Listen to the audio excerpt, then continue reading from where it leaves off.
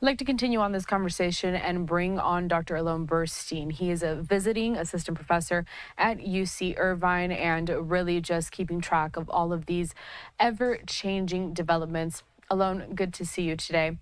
Let's start with this. So Israel saying that it was going to answer swiftly for that attack on that soccer field. What does this say about ceasefire talks going forward? So good to see you, Carel. There's two different arenas, or there's lots of different arenas, but really the main arenas in this war are the Gaza Strip and northern Israel and southern Lebanon as two separate arenas. They are intertwined, but developments in one do not necessarily reflect on developments in the other. The hostage negotiations which are connected to the ceasefire talks that you're talking about, they're ongoing. They're ongoing. They're their own subject. There was a high-profile meeting that occurred in Rome today, Rome Summit, with very, very prominent figures. And we can talk about that, but that's really its own topic. It's unlikely to be affected directly by what happens right now with Israel's retaliation. There is going to be an Israeli retaliation. That much has already been declared, and it was already even reported that the cabinet decided already what the retaliation is. We're likely going to see it in 24 to 48 hours. Depending on Hezbollah's reaction to that retaliation, we'll see if that arena spirals and develops into what is the much feared full-on war, or if this is, again, a more quote-unquote contained event that this happened in northern Israel, Majd al-Shams, then there was an Israeli retaliation, maybe Hezbollah responded, and that's it. We go back to the tacit agreement between the sides that every day Hezbollah fires a few rockets, Israel retaliates with a few airstrikes, and that's what happens every day. The two are, connected to one another, but they're not dependent on one another. Negotiations are continuing in their own sphere, and this escalation right now is going to be its own sphere. If we go to full-out war between Israel and Lebanon, then obviously it'll affect the negotiations. But right now, it's really two separate arenas. All right, just taking a look here at some footage, the aftermath from that strike over at that soccer field. Alon, Hezbollah has denied attacking this field, but did confirm the usage of the Falak 1 rocket for other strikes. I'd like to bring up a tweet here and kind of give some context to our viewers on what that rocket looks like. Israel says it found the same munition at the soccer field that Hezbollah has said it has used during other attacks. So what are your initial reactions to the denial of responsibility that Hezbollah has taken? In different interviews that I've had over the course of the war, I have often cited Hamas says this, Hezbollah says this, and I've seen sometimes in comments people say, why do you believe what they say? And I say, look, I study these groups, unfortunately, all too much, and often I tend to read between the lines what they're saying, how truthful it is. I would say that I put absolutely no stock in Hezbollah's denial that they fired that missile. First of all, Hezbollah was embroiled in a response to an IDF attack that occurred earlier that day, killing 4 members of the Radwan force, that is Hezbollah's commando units, and Hezbollah fired over 100 rockets. This was one of the projectiles that Hezbollah fired. I put no stock in the fact that they fired over 100 rockets, but this one that happened to have killed people in a way that is, quote unquote, very embarrassing for Hezbollah, they did not fire. I put no stock in that for that reason, number one. Number two, why did Hezbollah put out this denial is because Hezbollah, like Hamas, they're very smart.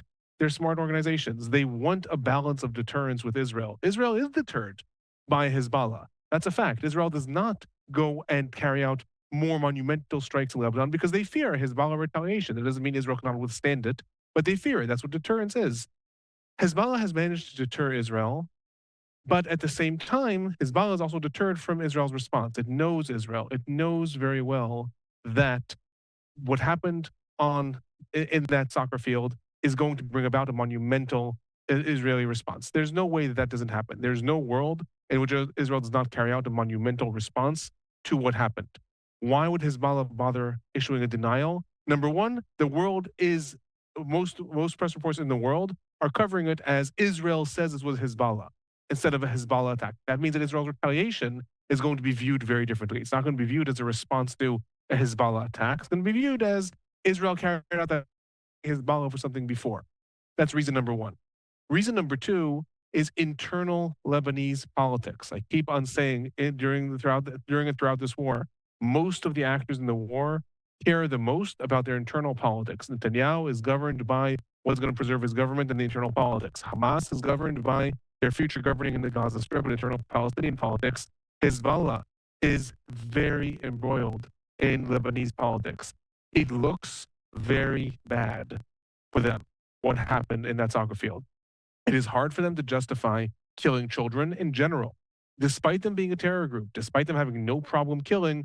Nonetheless, within the certainly Islamic world and in the internal political world, killing children is something that you have to justify. Even Hamas was issuing all kinds of excuses for what happened on October 7th.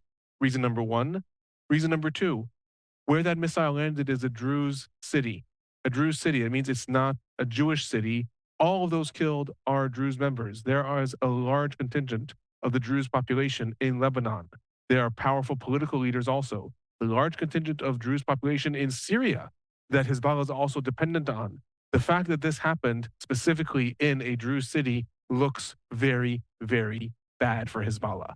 And that is the reason why they were very quick to issue that condemnation. Oh, sorry, they issued that denial that they did not actually carry this out. From my analysis, looking at what these groups say all the time and reading between the lines, very often I say we can actually believe what they say on A, B, and C. In this case, I will say I don't put any stock in their denial. I think it's purely a result of both politics and trying to avoid or at least excuse or prepare themselves for Israel's retaliation. Alon, I do want to bring up this tweet once again from the Prime Minister of Israel, where he showcases here that he convened the Security Cabinet meeting this evening following those strikes. Hezbollah is backed by Iran, which warned that any Israel military action would have consequences. So, what are your thoughts on the potential for a broader regional war here, and what are Netanyahu's next steps? So Hezbollah is backed by Iran, but all three actors involved in this equation right now, Iran, Hezbollah, and Israel, have all shown throughout the war that they are not interested in a large scale escalation. Again, each for their own internal political reasons. Iran cannot afford it. We even saw this with Iran's response back in April when it retaliated to Israel's attack against its facilities in Syria. That response was far from anything that would lead to a full on war. It gave Israel, the United States, the United Arab Emirates, Qatar, over 8 hours to intercept almost all the projectiles. Iran's not interested. Hezbollah has internal Lebanese politics to consider. They're also not interested. Israel is another question. In Israel, within the government, there are a lot of forces that are pushing towards an escalation with Hezbollah in order to quote unquote change the equation of deterrence on the one hand. On the other hand, the way things stand right now, Israel and the IDF are very, very much embroiled in the Gaza Strip. And the military is saying it is not right now in a comfortable position to launch or be engaged in a full on escalation with Lebanon. Much of the military is involved in Gaza. The reserve units are, to quote what came out of the military today, worn out. The military does not want this escalation right now. With that, what are Netanyahu's options? What is going to happen? Obviously, I can't predict the future, but I can say that it is very likely that Israel is going to try to carry out one of several scenarios. Either it is carrying out a what's called like a photogenic retaliation. That's a retaliation that targets a high-profile target. It could be a facility, an infrastructure, headquarters of Hezbollah, something in Beirut, showing we can always escalate a step further. You escalated, we escalated a step further, and making sure that those pictures of an explosion in the heart of Beirut are seen across the world. That's one avenue. Another avenue is possibly high-profile assassinations. Israel has proven that it can carry that out around many places in the Middle East. Salah al-Aruri was number 2 in the external Hezbollah leadership. He was assassinated in Beirut at the beginning of the year in January. So Israel has proven that it can carry those out. It may try to carry out a high-profile assassination within Hezbollah, probably not Hezbollah's leader, Hassan Nasrallah, but maybe other leaders, in order to again show, be careful. If you escalate with us, we can escalate back to you personally. That's another option. So we have the more photogenic response, and we have the high-profile assassination response. And the third response, which Israel may choose, may be just an overwhelming force retaliation. Israel is constantly carrying out airstrikes throughout southern Lebanon and deeper in Lebanon.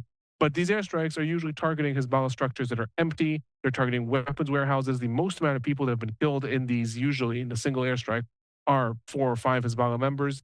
Israel could say, okay, we're now going to launch 100 airstrikes throughout Lebanon, shake the ground in Lebanon, not necessarily killing a lot of people, doing it in a way that targets mostly buildings or weapon storages or things like that, but again, showing a message.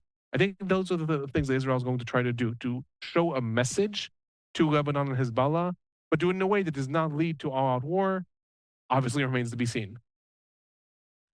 All right, Dr. Alon Burstein, we're going to have to leave it at that. Assistant visiting professor at UC Irvine. We always appreciate your expertise. We'll talk soon. Thank you. Have a good day. You as well.